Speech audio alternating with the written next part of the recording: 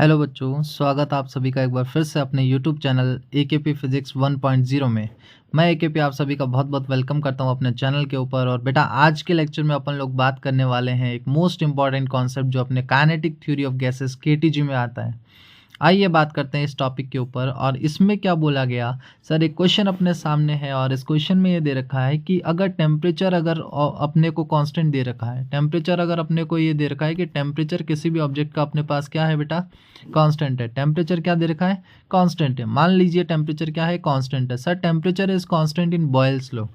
चलिए, इसमें अपने को क्या बोला सर, कोई लेक है जिसका हाइट अपने को h गिवन है। मान लीजिए उसका हाइट अपने को h दे रखा है। ये बोला कि उस लेक में वाटर का डेंसिटी रो है और कोई बॉटम मोस्ट सरफेस से एक बूंद जो जिसका रेडियस r है वो ऊपर की तरफ जाना स्टार्ट करती है और ऊपर की तरफ जाते जाते वो टॉप मोस्ट पॉइंट पे पहुंचते पहुंचते उसका radius n times of r हो जाता है। तो वो एक बूंदा क्रिएट हो जाता है जिसको अपन एक बूंदा का नाम दे देते हैं। चलिए, मान लिया। और इसके बाद में अगर अपन बात करें तो बेटा अपने को एक चीज़ सीखनी है। मान लो उसके टॉप मोस्ट पॉइंट पे एक प्रेशर लग रहा है and that is P not. बेटा पी नॉट यहाँ से क्या है, एटमॉस्फेरिक प्रेशर। पी नॉट अपन किसकी बात कर रहे हैं, एटमॉस्फेरिक प्रेशर की बात कर रहे हैं। चलिए, ये एटमॉस्फेरिक प्रेशर की अपन बात कर रहे हैं तो मान लिया ये चीज़ कि P not is here atmospheric pressure. अगर अपन बात करें बेटा P not plus rho G H, तो सर बॉटम मोस्ट सरफेस के ऊपर एक प्रेशर लग रहा है and that is P not plus rho G H. Sir P not तो हो गया एटमॉस्फेरिक प्रेशर जो हर एक पॉइंट पे लगेगा, and rho is the density और G is the gravitational acceleration और एच इज़ द हाइट और डेप्थ ऑफ द लेक। अगर सर अपन यहाँ से बात करना चाहें तो एक पॉइंट क्लियर होगा कि सर ये रो जी एच क्यों आया, because rho G H is the pressure due to its height. चलिए सर, ये चीज़ क्लियर हो गया। तो टेम्परेचर अगर कांस्टेंट है बॉयल्स लॉ के लिए, अगर ये चीज़ पूछा है तो यहाँ से अपन बात कर सकते हैं कि P is inversely proportional to V। ये अपने पास एक स्टेटमेंट होता है बॉयल्स लॉ के लिए अगर टेम्परेचर अगर किसी भी बॉडी का कांस्टेंट है। अगर अपन बात करें नेक्स्ट स्लाइड में तो sir according to Boyle's law we can say an statement that PV is equals to constant. अपन ये बोल सकते हैं कि PV अपना क्या हो जाएगा सर, PV कांस्टेंट हो जाएगा। तो जब भी PV अपने पास कांस्टेंट होगा तो अपन बोल सकते हैं that P1 V1 is equals to P2 V2। ये अपने पास एक एसेंशियल कंडीशन आ गई फॉर बॉयल्स लॉ। ठीक है सर, मान लेते हैं इसके टॉप मोस्ट पॉइंट का जो प्रेशर है दैट इज पी नॉट। और इसका अगर वॉल्यूम अगर अपन लेना चाहेंगे तो बेटा वॉल्यूम किसका लेंगे, we will take the volume here of sphere. Volume किसका लेंगे अपन, स्फेयर का, क्योंकि अपने पास जो बूंद या बूंदा है वो कैसा है बेटा, एक स्फेयर है। चलिए, अगर ये वाला पॉइंट अच्छे से क्लियर हो गया तो सेकंड अपन ने जो पॉइंट लिया है that is P not plus rho G H. और ये वाला प्रेशर अपने पास किसका आया बेटा, ये आया बॉटम मोस्ट सरफेस का। ये कौन सी सरफेस का प्रेशर अपन ले रहे हैं यहाँ पे, बॉटम मोस्ट सरफेस का अपन यहाँ से प्रेशर ले रहे हैं। और ये चीज़, ये इधर वाला जो प्रेशर अपन ने इंक्लूड किया, and this was the pressure and volume for top most point. This was the pressure and volume for top most point. उम्मीद कर रहा हूँ ये चीज़ आपको क्लियर हो गई होगी।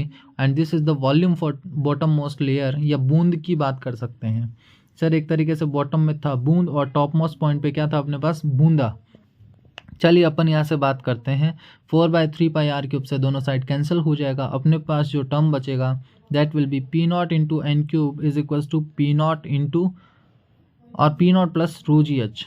चलिए, ये वाला पॉइंट अपने को क्लियर हो गया। आगे अपन इसको सॉल्व करने के लिए जाते हैं। तो ये बात करते हैं नेक्स्ट स्लाइड के ऊपर। नेक्स्ट स्लाइड में अपने को ये पता होना चाहिए कि सर अगर अपन यहाँ से बात कर रहे हैं तो पी नॉट इंटू n³ और पी नॉट को भी अपन कौन से साइड लेके आ गए, जैसे कि अपने को इक्वेशन में दिया था लास्ट पेज के ऊपर that P not into n³ is equals to P not plus rho G H. अगर अपने को सर ये वाला फॉर्मेट अगर दे रखा था तो अपन यहाँ से क्या कर सकते हैं, अपन इस चीज़ को, इस पी नॉट को अपन इस साइड में लेफ्ट हैंड साइड में लेके आ सकते हैं and we will get P not into n³ minus 1 is equals to rho G H. और बेटा अगर ये वाला पॉइंट अगर क्लियर हो गया अच्छे तरीके से तो मैं यहाँ से बोल सकता हूँ that we have to calculate the value of h। और मुझे जब h कैलकुलेट करना है सो पी नॉट को मैंने एक साइड में ले लिया, P not into n³ minus 1 and divided by rho into G. चलिए, अब सर एक बात कर लेते हैं जनरल सा टॉक दैट पी नॉट अगर यहाँ से बात करें तो बेटा पी नॉट क्या हो जाएगा, पी नॉट यहाँ से अपने पास आ जाएगा एटमॉस्फेरिक प्रेशर। पी नॉट यहाँ से क्या आ जाएगा बेटा, एटमॉस्फेरिक प्रेशर। तो आइए बात करते हैं sir, this P not will be atmospheric pressure, और एटमॉस्फेरिक प्रेशर बेटा अर्थ के लिए कितना हो जाता है 10 की पावर 5। 10 की पावर 5 अगर अपन बात करें ये एसआई में होता है, and the SI unit for pressure is pascal, या जिसको अपन न्यूटन बाय मीटर स्क्वायर भी लिख सकते हैं। एंड वो रेडियस का टाइम से कि कितना टाइम वो रेडियस जब टॉप मोस्ट पॉइंट पे पहुंचा तो हो गया। अगर अपन बात करें तो सर रो यहाँ पे क्या है, rho is density of water.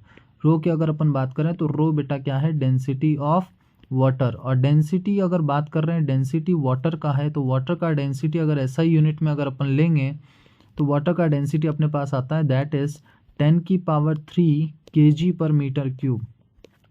10 की पावर 3 kg पर मीटर क्यूब। चलो बेटा उम्मीद करते हैं ये वाली चीज़ भी आपको समझ आ गई होगी। और g is a gravitational acceleration and the value for small g is nearly और अप्रोक्सीमेटली 10। और अगर अपन बात करना चाहें आगे, अपन ने जब इसको सॉल्व किया तो यहाँ से 10 की पावर 4 से 10 की पावर 1 कैंसिल हो जाएगा और बचेगा 10। तो ये this 10 into N cube minus 1। चलिए अपन बात करते हैं नेक्स्ट स्लाइड के ऊपर, जो अपने पास लास्ट स्लाइड है, that is h is equal to 10 into N cube minus 1। तो ये अपने पास एक इम्पॉर्टेंट फार्मूला निकल के आया, और इस वाले फैक्टर से अपने को ये समझ में आना चाहिए कि सर अगर ये वाले फैक्टर की अगर अपन कहीं ना कहीं बात कर रहे हैं तो इस वाले फार्मूला, ये फार्मूला अपने लिए केटीजी में बहुत इंपॉर्टेंट साबित होता है। और यहाँ से अपन इस फार्मूले पे बेस्ड एक क्वेश्चन, चलो एग्जांपल ले लेते हैं। अगर यहाँ से एक एग्जांपल अगर मैं लेना चाहूँ तो एग्जांपल क्या लेंगे, जैसे मान लो सपोज़ करो बेटा ये कोई भी एक एग्जांपल अपन लेना चाहें यहाँ से, तो एक एग्जांपल चलो ले लेता हूँ। और ये एग्जांपल मान लो कुछ इस तरीके से, ये बोला कि मान लो इस सरफेस के ऊपर कोई बूंद रखी है, इसका रेडियस है मान लो r, और सर ये ऊपर तक जाती है टॉप मोस्ट लेयर तक, जब इसका ये इस तरीके से एक बूंदा बन जाता है।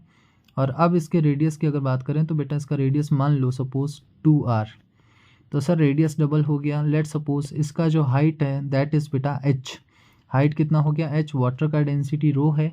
चलिए अगर ये वाला पॉइंट अगर अच्छे से क्लियर हो गया तो अब इसको सॉल्व करेंगे तो h इज इक्वल्स टू बेटा फॉर्मूला क्या लगाओगे, h is simply equal to 10 into N cube minus 1, जो कि अपना एक शॉर्टकट था, 10 इंटू एन क्यूब माइनस 1। इस क्वेश्चन को अपन बड़ी आसानी के साथ कर पाएंगे। और अपन फॉर्मूला यहाँ से क्या लगाएंगे बेटा, h is equals to 10 into N का वैल्यू अपन क्या लेंगे बेटा, रेडियस ऊपर जाते जाते क्या हो गया, डबल हो गया बेटा, क्या हो गया, डबल हो गया। तो 2 का क्यूब अपन यहाँ से लेंगे, 2 का क्यूब माइनस ऑफ 1। तो बेटा अपने पास ये जो फॉर्मेट निकल के आएगा, जो फॉर्मेट बनेगा that is simply equal to h is equals to 10 into 8 minus 1 that is 7, and answer will be simply equal to 70 metre. Answer कितना आ गया बेटा अपना 70 मीटर आ गया। तो यहाँ से अपने को ये वाली चीज़ समझनी है कि अपन अगर यहाँ से आंसर को डिफाइन करना चाहें तो h का वैल्यू अपने पास कितना आ जाएगा बेटा 70 मीटर। ये अपने पास इसका यहाँ से राइट आंसर हो गया। तो ये वाला कॉन्सेप्ट अपन ने सीखा, केटीजी का मोस्ट इंपॉर्टेंट कॉन्सेप्ट है बेटा, अच्छे तरीके से। और ऐसी वीडियोस को देखने के लिए अपने साथ जुड़े रहें, चैनल को सब्सक्राइब करें और ज़्यादा से ज़्यादा अपने फ्रेंड्स के साथ शेयर करें। Thank you so much.